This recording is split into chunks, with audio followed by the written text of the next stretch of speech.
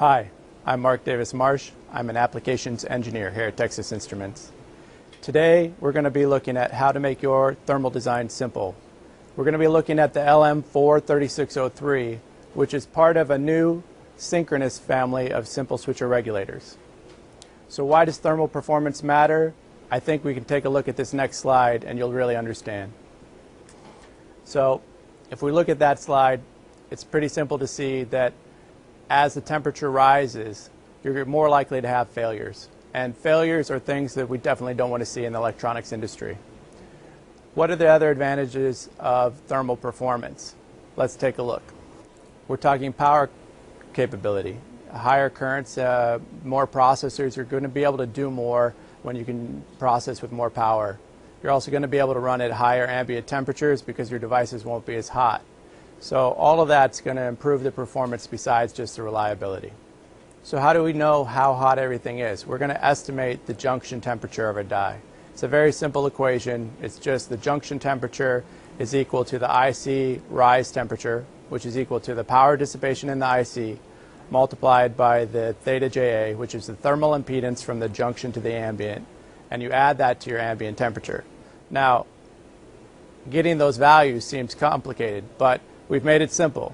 The power dissipation can be taken from the data sheet, and the theta JA, we also have curves in the data sheet. And if that's not simple enough, we also have the ability to get these values in WebBench. So the new simple switcher synchronous family has 36 volt and 60 volt rated parts, and all of those parts are going to apply to what I'm showing you here for the LM4360x. So all of the thermal performance that I'm showing here you can also see on this family of parts. Let's do an example. So here I'm showing an example of the efficiency curve taken from the data sheet. You then back calculate the power dissipation, and then you take the theta JA curve from page 40 of the data sheet, and that's going to allow you to easily estimate the theta JA value and multiply it by the power dissipation, giving you the junction temperature that you need to design with. Now, the LM4360x is optimized for thermal layout. It's got a large exposed pad which you can easily route the copper to away from the part. That will allow the heat to spread away from the part. It also, that large exposed pad allows you to put thermal vias down to other layers. Those layers, such as a ground layer, could then spread the heat away from the part. It also has the power ground pins immediately adjacent to the exposed pad. You can then have a large copper area that's unbroken. Unbroken copper is your friend. It's going to get the heat away from the part. It's going to spread it out, and you're going to end up with a great thermal design. So what we need to do now is, you've seen why the layout is good for thermal design. Let's see how that looks in real life and also on WebBench. So I'm going to design using WebBench, and then we're going to compare that to a thermal camera here in the lab. So if we go to the product page for the LM4360x and we scroll down to the WebBench section, I'm going to put in 12 volts to 3.3 volts out at 3 amps. Ambient temperature in the lab today is around 25, and I'm going to open the new design.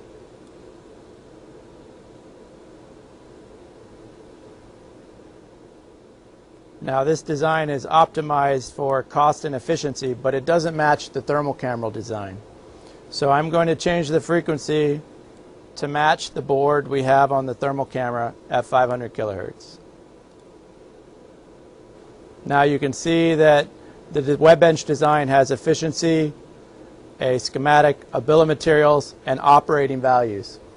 In the operating values, we have the IC power dissipation, and you can use this in your equation for junction temperature. But we can do one better than that. If we go to the thermal tab, we can actually run a thermal simulation. The thermal simulation is going to be very precise, and it's going to let you see how the heat's going to spread across the evaluation board. So let's set it to 12 volts in, 3 amps out. We'll set the ambient temperature to 25 and the copper weight of the board to 2 ounces and run a simulation. And while that's running, let me show you the thermal camera design. So what we have here is a thermal camera. We have the evaluation board in this box. Now the reason it's in the box is so that we can keep the ambient air flow from moving. So if we restrict the airflow, then it's going to match the simulation better. Now what you see on the screen here is we have the IC. This is actually the inductor. And then in this region here, we're measuring the max temperature. And you can see that it is around 57, 58 degrees C. So let's see how that compares to WebBench.